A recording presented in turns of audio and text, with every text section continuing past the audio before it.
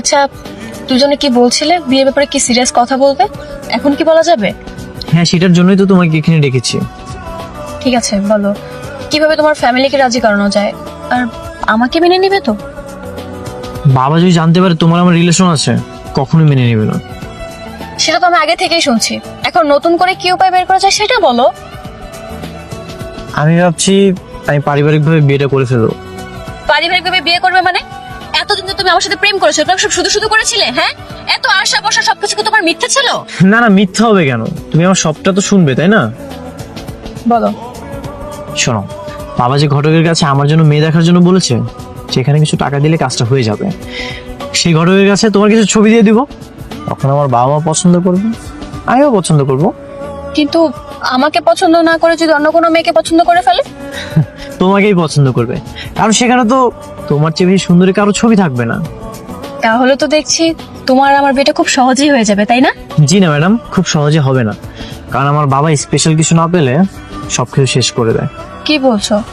তাহলে তোমার বাবার মন জয় করার জন্য আমাকে কি করতে হবে? তাহলে শোনো, আমরা যেদিন তোমাদের বাসায় যাব, সেদিন তুমি কালো রঙের একটা শাড়ি পরবে, কারণ আমার বাবার কালো রং খুব পছন্দ। কালো শাড়ি? কিন্তু কালো রঙের কোনো শাড়ি তো আমার কাছে নেই। নেই তো কি হয়েছে, কিনবে। ঠিক আছে, কিনবো। আর কি করতে হবে?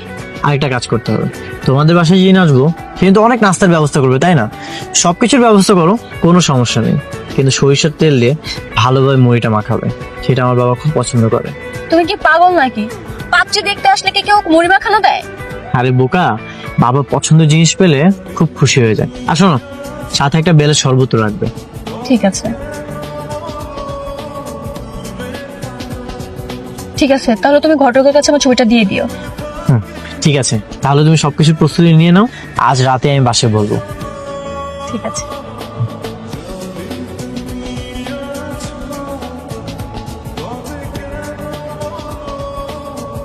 আপনাকে আমি কতবার বলেছি এত সুন্দরী মেয়েদের ছবি এখানে আনবেন না, পরে যদি আমার বাবার পছন্দ হয়ে যায়। এর একটাও সুন্দরী না, সবগুলো মেকআপ করা ছবি।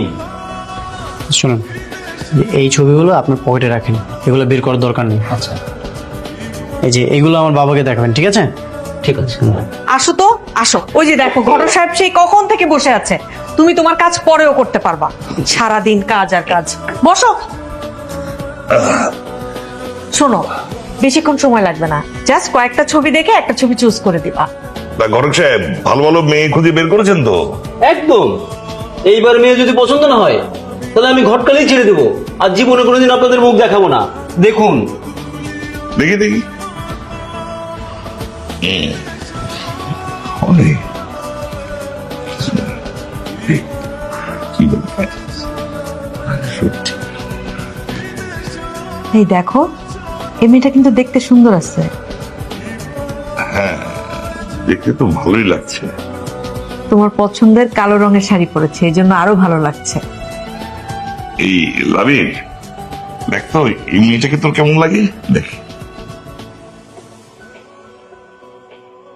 আছে, মোটামুটি ভালো। আপনাকে না কতবার বলেছি সুন্দরী মেয়েদের ছবি আনবেন, কি এনেছেন? ও, তোর পছন্দ হয়নি? ঠিক আছে, তাহলে আরেকটা ছবি দেখি। না না বাবা, দেখি তোমাদের দুজনের যেহেতু পছন্দ হয়েছে, আরেকবার একটু দেখি।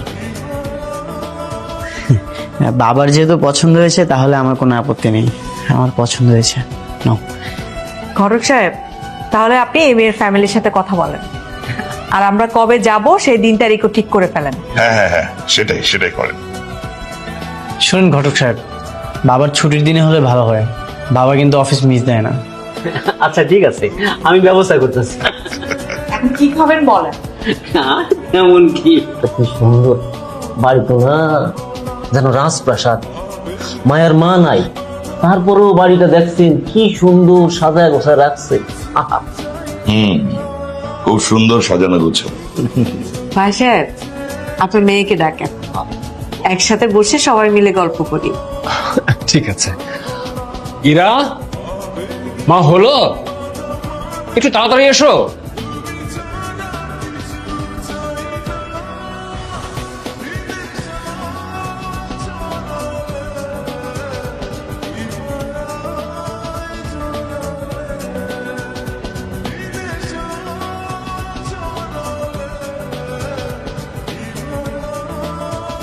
আসসালামু আলাইকুম।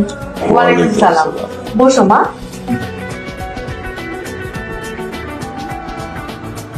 কি ব্যাপার, কালো শাড়ি, সরিষার তেল দিয়ে মুড়ি মাখানো, চারিদিকে সবকিছু অন্যরকম সাজানো গোছানো, না কেমন যেন রহস্যের গন্ধ পাচ্ছি। তোমার নাম কি মা? জি, ইনার ইসলামীরা। এমনিতে সবাই আমাকে ইরা নামেই ডাকে। আহা, কত সুন্দর নাম দেখছেন। নামটা ওর মা রেখেছিল। ও আচ্ছা। লাবিব,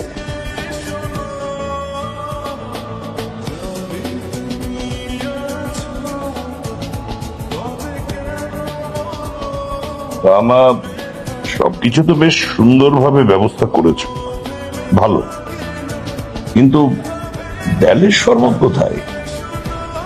নাকি লাবিব তোমাকে ব্যালের শরবতের কথা বলতে ভুলে গেছে? না না আঙ্কেল, বলেছিল।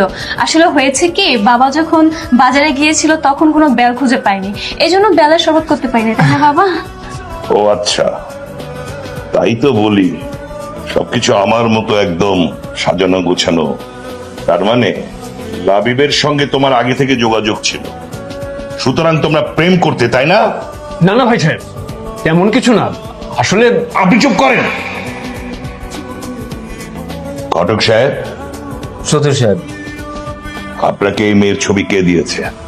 না মানে, নিশ্চয়ই লাবিব দিয়েছে, তাই না? না ওই না না বাবা, আমি তো ইরাকে চিনি না, ওর ছবি আমি কোথায় পাবো? ঘটক সাহেব যে কোথা থেকে এনেছে আমি তো জানি না। সদর সাহেব, আমি সত্যি দুঃখিত। আমি আসলে না বুঝে লাবিবের কথা মতো মানে কাজটা করে ফেলাইছি। তো মায়া যখন সুন্দর তখন তার কোনো সমস্যা না। ঘটক সাহেব, লাবিব, তুই ভালো করেই জানতি প্রেম ভালোবাসার বিয়ে আমি একদমই পছন্দ করি না, তবু তুই কেন সবাইকে বোকা বানিয়ে প্রেম করে বিয়ে করতে চাইছিস? না মানে বাবা, আমি প্রেম করিনি, ও আমার পরিচিত আর কি। সে যাই হোক, এখন এই বাড়িতে বিয়ে হবে না। আমি কোনোভাবে এই মেয়েকে তোর বউ হিসেবে মেনে নেব না। বাবা আমি আসলে চুপ, একদম চুপ। ওদের ক্ষমা করে দিন ভাই সাহেব, ছোট মানুষ ভুল করে ফেলেছে। তারপরেও ওরা নিজেরা বিয়ে না করে যে আমাদের জানিয়েছে, এটাই কিন্তু অনেক। দেখেন ভাই সাহেব, আপনি চাইলে আপনার মেয়েকে ক্ষমা করতে পারেন, কোনো সমস্যা নেই, কিন্তু আমি আমার ছেলের সঙ্গে আপনার মেয়ের বিয়ে দেব না।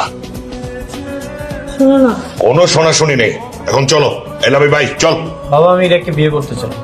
যে মেয়ে প্রেম করে সেই মেয়ে কখনো ভালো মেয়ে হতে পারে না, আর সেই মেয়েকে আমি আমার পুত্রবধূ হিসেবে মেনে নেবই না। এখন আসো, এই লাবিব, এই চল, এই চল।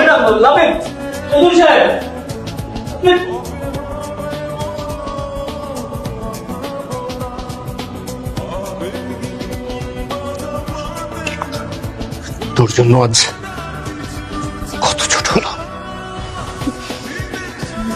এটা কেমন পরিবার? সরি বাবা, আমি জানতাম না যে ওরা আমাদের বাসায় এসে এমনটা করবে। যদি জানতাম তাহলে কখনো ওদেরকে আমাদের বাসায় আসতে বলতাম না। সরি বাবা।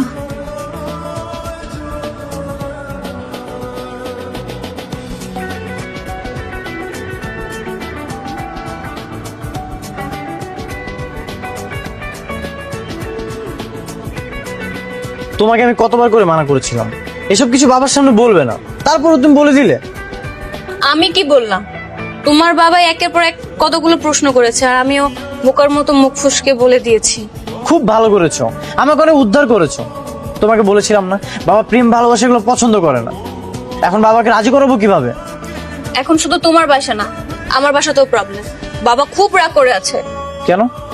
আচ্ছা তোমার বাবার আবার কি হলো? আমার বাবার আর কি হবে? তোমার বাবা কালকে আমার বাবাকে যে অপমান করেছে, আজ এই কথা শুনিয়েছে, আমার বাবা রাগ করবে না? লো আর এক ঝামেলা। এদিকে আমি আছি আমার বাবার টেনশনে, আর অন্যদিকে তোমার বাবা ঝামেলা করতেছে। এখন তুমি কিছু একটা করো। আমি কি করব? সবকিছু তো তুমি আর তোমার বাবা মিলে ঝামেলা করতেছো। এই খবরদার, তুমি আমাকে একদম দোষ দিবে না। তুমি সমস্যার কোনো সমাধান না করে আমাকে অপমান করে আমাকে দোষ দিয়ে তুমি কি প্রমাণ করতে চাচ্ছ? কি ব্যাপার, তুমি আমার সাথে এভাবে ঝাড়ি দিয়ে কথা বলছো কেন? কারণ ধৈর্যের একটা সীমা থাকে, আর তুমি সেই সীমা পার করে যাচ্ছ। ধৈর্য, তাই না? এখন যদি আমার বাবা অন্য একটা মেয়ের সাথে আমার বিয়ে ঠিক করে, তখন আমি কি করব? এগুলো আমি সবকিছু কিভাবে সামলাবো? তোমার বাবা তো একটা পাগল, তোমার বাবা পাগল না হলে পাত্রী দেখতে গিয়ে ওকে মুড়ি মাখা খুঁজে। খবরদার, আমার বাবার সম্পর্কে আর কোনো খারাপ মন্তব্য করবা না। আমি আমার বাবার সম্পর্কে সবসময় সিরিয়াস।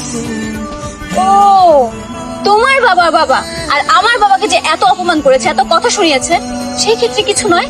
তোমার সাথে কথা বলতে আসার নয়, আমার ভুল হয়ে গেছে। ঠিক আছে, বলতে হবে না কথা। এই দাঁড়াও, খবরদার, একদম আমার পিছে পিছে আসবে না। তোমার সাথে কি একটু রাগারাগি করে কথা বলা যাবে না? আজকের পর থেকে তোমার সাথে আমার কোনো কথা নেই।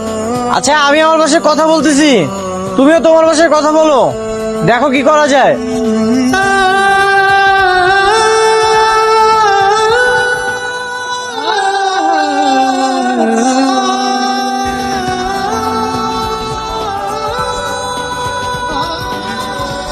সবকিছুই তো তোমার পছন্দ মতো ছিল, তারপরে এত রাগারাগি করাটা তোমার ঠিক হয়নি। কোনো কিছুই পছন্দের ছিল না, পছন্দের করে রাখা হয়েছে। তাতে সমস্যাটা কি? সমস্যা কি তুমি জানো না? তোমার ছেলেকে আমি বারবার বলেছি প্রেম করা যাবে না। ও যদি প্রেম করে বিয়ে করতে চাই, আমি মরে গেলেও সেটা মেনে নেব না। কি তোকে আমি সেটা বলিনি? হ্যাঁ বাবা, বলেছিলে। তাহলে প্রেম করতে গেলি কেন? প্রেম করে কি সুন্দর প্ল্যান সাজিয়েছে, ঘটকের কাছে ছবি নিয়ে পারিবারিক বিয়ের আয়োজন। সরি বাবা। চুপ, একদম চুপ। ওই মেয়ের সঙ্গে আর যোগাযোগ রাখবি না। আমার বাড়িতে থাকতে হলে আমার কথা মানতে হবে, ঠিক আছে? বাবা, তোমার সব কথাই তো মেনে চলি। আমি একজনকে পছন্দ করেছি, তুমি আমার একটা কথা রাখো। আবার সেই মেয়ের কথা বলিস? তোর সঙ্গে ওই মেয়ের বিষয়ে কথাবার্তা এখানেই শেষ। এখন যা।